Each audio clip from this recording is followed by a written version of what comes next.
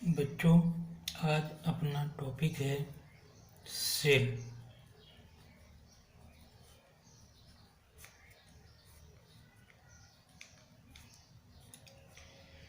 Cell actually में होता क्या है।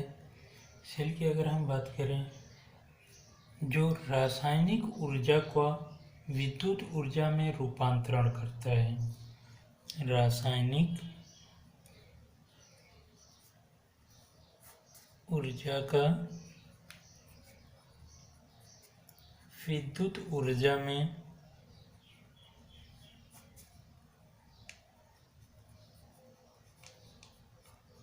रूपांतरण करता है, वही क्या कहलाता है?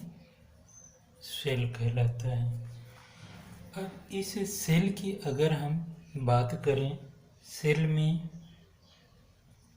इसकी संरचना अगर हम देखें, सेल में क्या है? यहाँ पर एक इस तरीके से दो इलेक्ट्रोड होते हैं।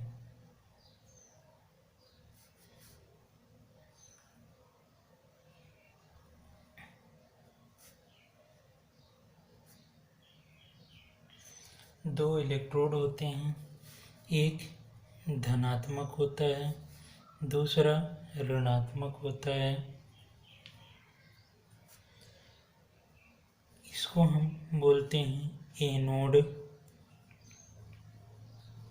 और इसको बोलते हैं कैथोड, और इसको हम बोलते हैं इलेक्ट्रोलाइट।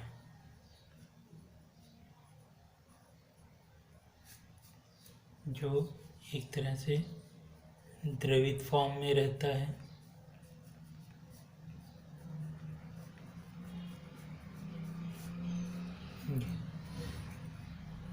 अब यहाँ पर अगर बात करें, सेल में क्या होता है?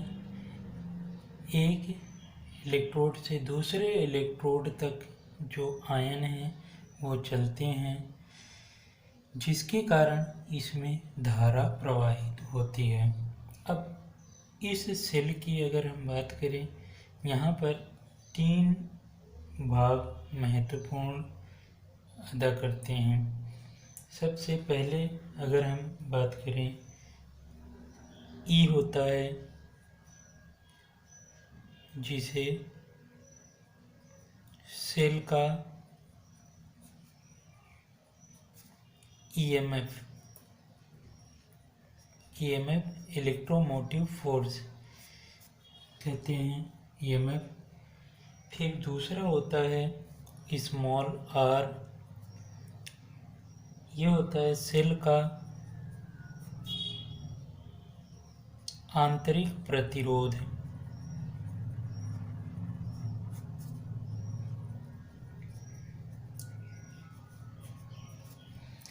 और तीसरा होता है विभवांतर, जिसको सेल का टर्मिनल वोल्टता बोलते हैं। सेल की टर्मिनल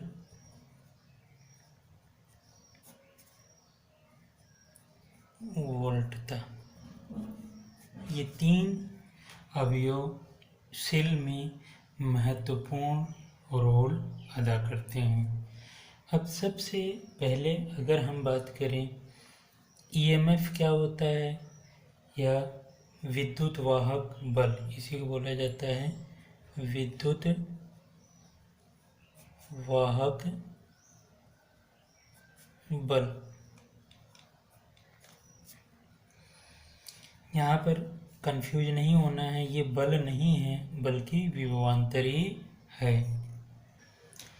सबसे पहले अब हम लोग यहाँ पर विद्युत वाहक बल के बारे में पढ़ते हैं। विद्युत वाहक बल या ईएमएफ, जिसको हम प्रतीक चिन्ह ई से प्रदर्शित करते हैं। ये ईएमएफ का प्रतीक चिन्ह है। विद्युत वाहक बल होता क्या है? विद्युत वाहक बल अगर हम परिभाषा के रूप में कहें, जब सेल खुले परिपथ में होता है, अर्थात यहाँ सेल से कोई विद्युत धारा प्रवाहित नहीं हो रही हो, तब उस स्थिति में इसकी टर्मिनल की जो अधिकतम वोल्टता होती है उसे ही हम क्या बोलते हैं? विद्युत वाहक बल। और एक चीज इसमें ध्यान रखना है, ये जो ईएमएफ होता है विद्युत वाहक बल, ये आंतरिक प्रतिरोध पर निर्भर नहीं करता है, ये स्वतंत्र होता है। और फिर अगर हम दूसरी परिभाषा की बात करें, हमारा सेल का आंतरिक प्रतिरोध है, सेल का आंतरिक प्रतिरोध है, जिसे स्मॉल r से प्रदर्शित करते हैं। तो आंतरिक प्रतिरोध क्या होता है? अब इस सेल में हमको पता है, जब इलेक्ट्रॉन या आयन जो है एक प्लेट से दूसरे प्लेट की ओर चलते हैं, जब यहाँ से आयन चलते हैं, तब ये जो इलेक्ट्रोलाइट होता है विद्युत अपघट्य, ये इस आयन के प्रवाह में बाधा या अवरोध उत्पन्न करता है। यही जो अवरोध उत्पन्न करता है उसी को हम बोलते हैं सेल का आंतरिक प्रतिरोध। एक इसमें आप ध्यान रखिए, एक अगर आदर्श सेल है, आदर्श सेल, तो आदर्श सेल के लिए आंतरिक प्रतिरोध का मान R का मान किसके बराबर होता है? 0 के बराबर होता है। लेकिन मानक सेल के लिए, मानक सेल या सामान्य सेल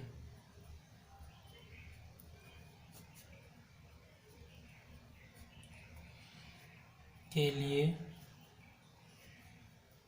R का मान 0 नहीं होता है।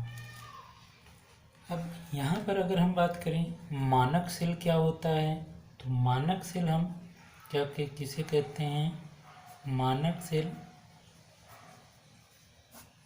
हम कहेंगे ऐसा सेल जिसके लिए ईएमएफ एवं धारा नियत रहे, कहते हैं वह सेल जिसके लिए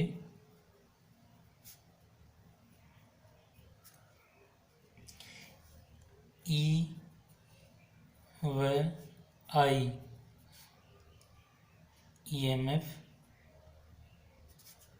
एवं धारा नियत होता है,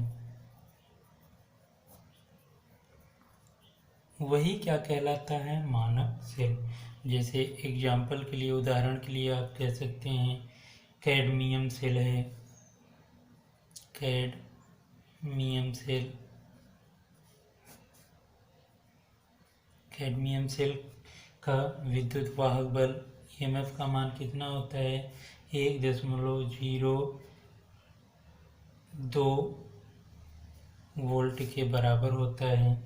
और डेनियल सेल है, डेनियल सेल ये भी मानक सेल के रूप में काम करता है। इसका ईएमएफ होता है कितना? 1.08 वोल्ट।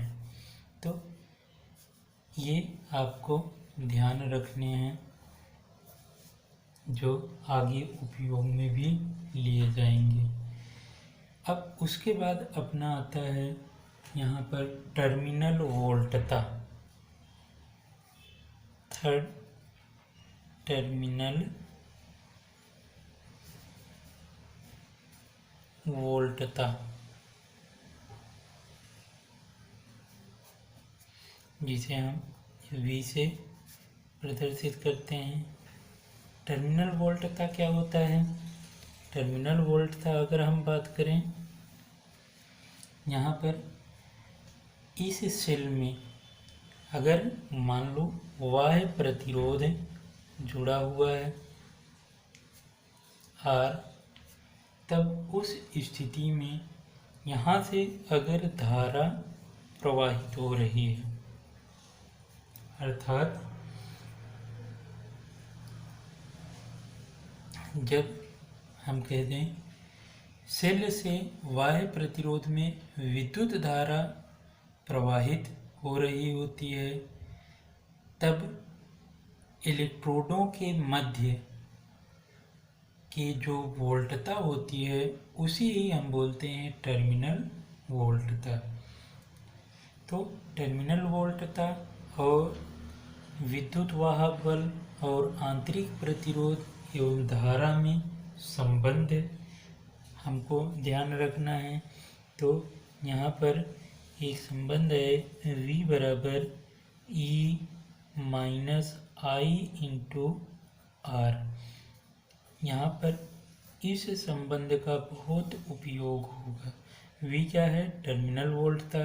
E क्या है? विद्युत वाहक बल। I क्या है? विद्युत धारा। और R क्या है? आंतरिक प्रतिरोध। ये तो किसके लिए होता है? ये निरावेशन में।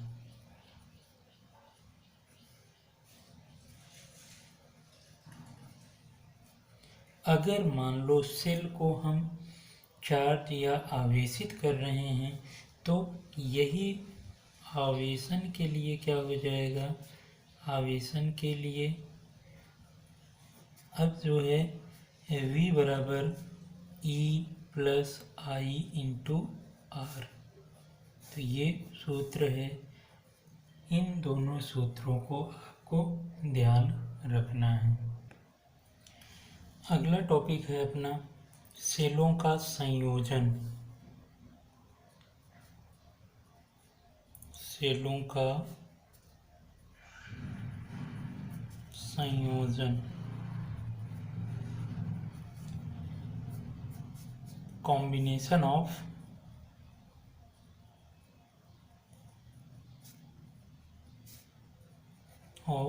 सेल। सेल को संयोजित करने की दो विधियां हैं। एक तो होता है श्रेणी क्रम संयोजन,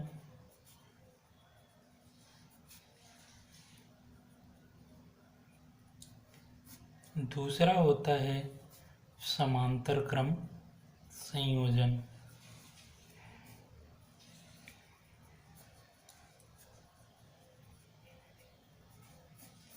तो सेल को जोड़ने की दो विधियां हैं। एक तो श्रेणी क्रम है, दूसरा समांतर क्रम। तो सबसे पहले हम अध्ययन करते हैं श्रेणी क्रम संयोजन।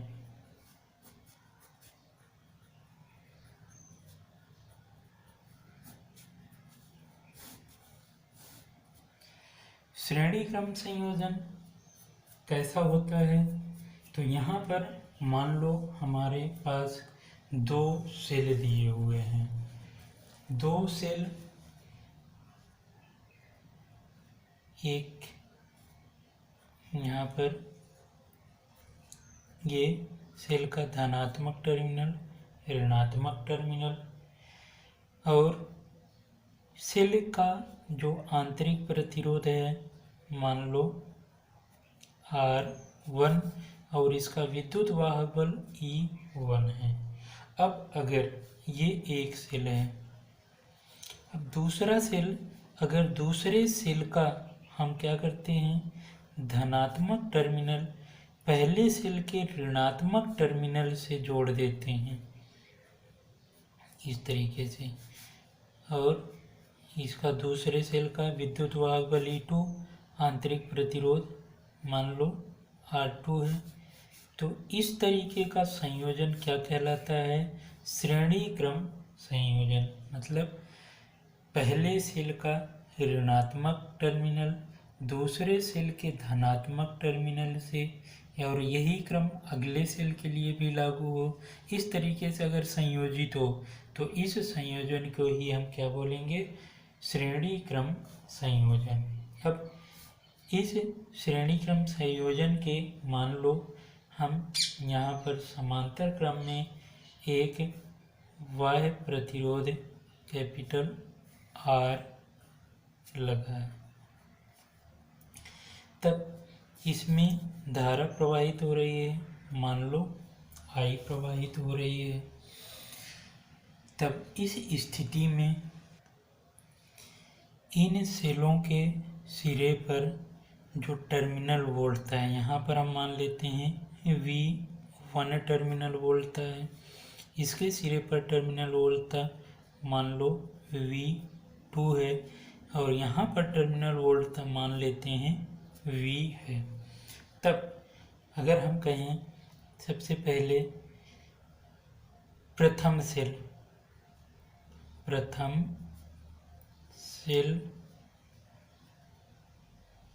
की टर्मिनल वोल्ट था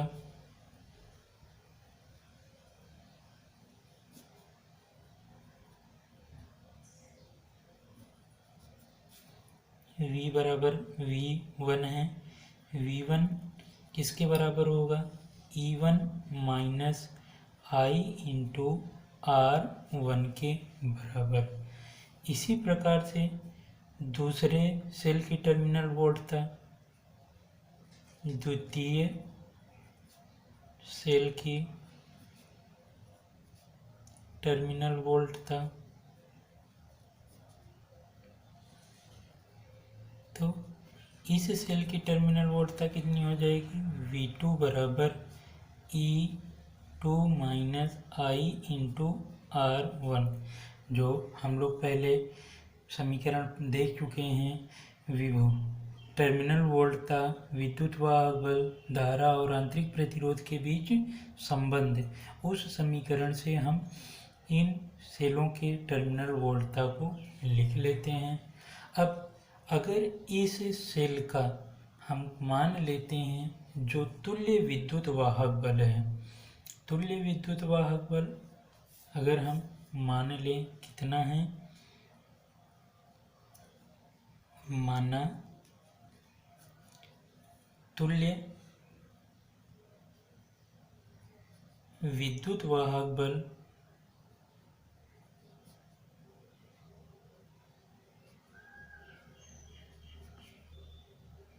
E इक्विवेलेंट है और तुल्य आंतरिक प्रतिरोध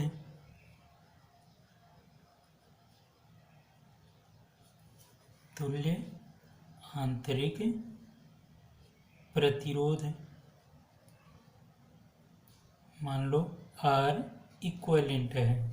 तब उस स्थिति में हम यहाँ पर इसके लिए कह सकते हैं, यहाँ पर जो विभवांतर है ये टर्मिनल वोल्ट था, तो V बराबर हम यहाँ पर लिख सकते हैं क्या? V बराबर होगा E equivalent minus I R equivalent. अब सबसे पहले अगर हम बात करें यहाँ पे A B, इसके सिरे पर जो विभवांतर है वही यहाँ पर इसके सिरे पर भी विभवांतर है, तो हम यहाँ से कह सकते हैं V बराबर होगा क्या? V1 प्लस V2, या ऐसे कह देते हैं अब V1 V2 इन सभी के मान हम रख देते हैं, तब हमको यहाँ से क्या मिल जाता है? E equivalent minus I R equivalent बराबर E1 minus I R1 plus तो V2 के लिए E2 माइनस I R2, या इसी को हम और व्यवस्थित करके लिखें E equivalent minus I R equivalent बराबर E1 E2 को अलग कर लेते हैं और I R1 I R2 को अलग कर लेते हैं, R1 प्लस R2। अब इनका हम तुलना करते हैं। तुलना करने पर दोनों पक्षों की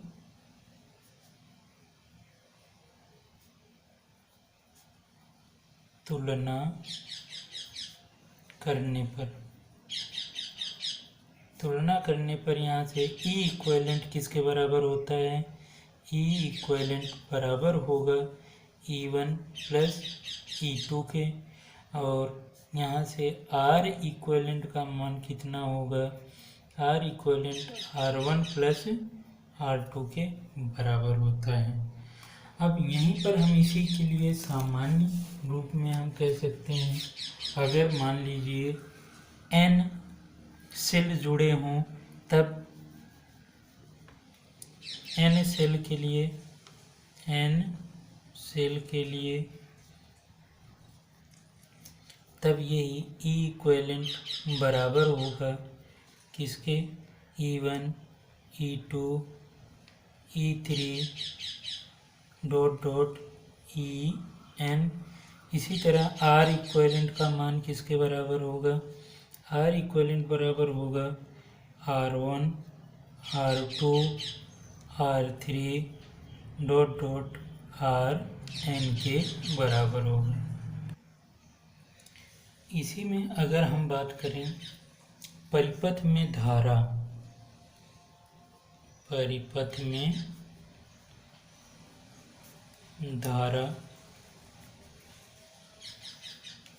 तो हमें पता है V बराबर क्या होता है? V बराबर होता है I इंटू R, और ये टर्मिनल वोल्टता किसके बराबर होता है?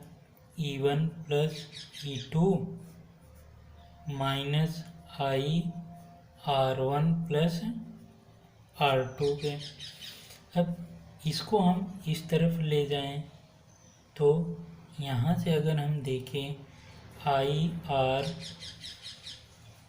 Plus I R1 plus R2 बराबर होगा किसके? E1 प्लस E2 के। I कॉमन ले लें तब यहाँ से हमको I का मान कितना मिल जाता है? E1 E2 बटे R plus R1 plus R2। ये हमको परिपथ में प्रवाहित धारा के लिए सूत्र प्राप्त हो जाता है। अब इसी में आपको कुछ ध्यान रखना है, जैसे अगर हम कह लें इसके श्रेणी क्रम के गुण, श्रेणी क्रम संयोजन के गुण,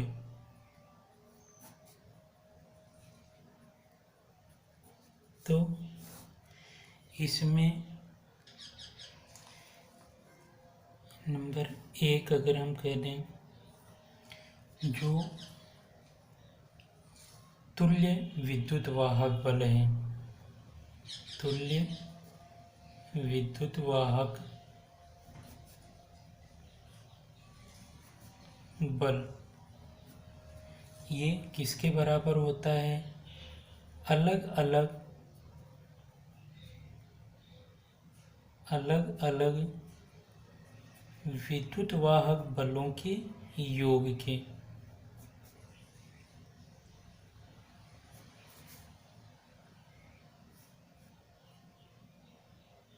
अलग अलग विद्युत वाहक बलों के बीजगणितीय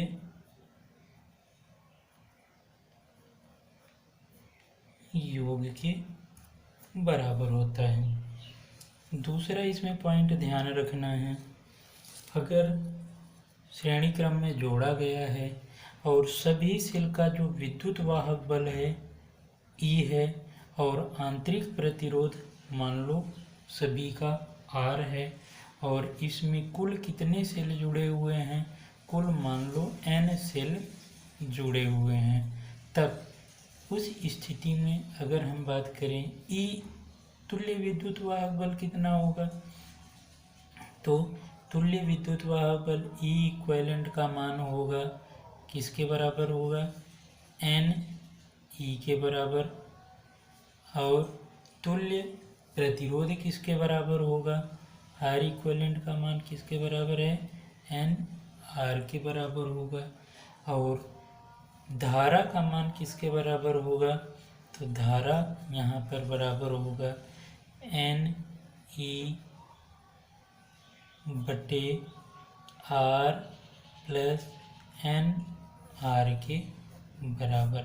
तो ये कंडीशन है किसके लिए, जब यहाँ पर समान विद्युत वाहक बल समान आंतरिक प्रतिरोध के n सेल जुड़े हों। इसी में तीसरा पॉइंट भी ध्यान रखना है, अगर मान लीजिए जो श्रेणी क्रम में संयोजन किया गया है किसी एक की टर्मिनल को हम उलट दें, ध्रुवता को उलट दें, तब उस स्थिति में जो तुल्य विद्युत वाहक बल होगा वो किसके बराबर हो जाएगा, E1 माइनस E2 या E2 माइनस E1 के बराबर हो जाएगा। लेकिन जो R इक्विवेलेंट है ये बराबर होगा किसके, R1 प्लस R2 के बराबर होता है।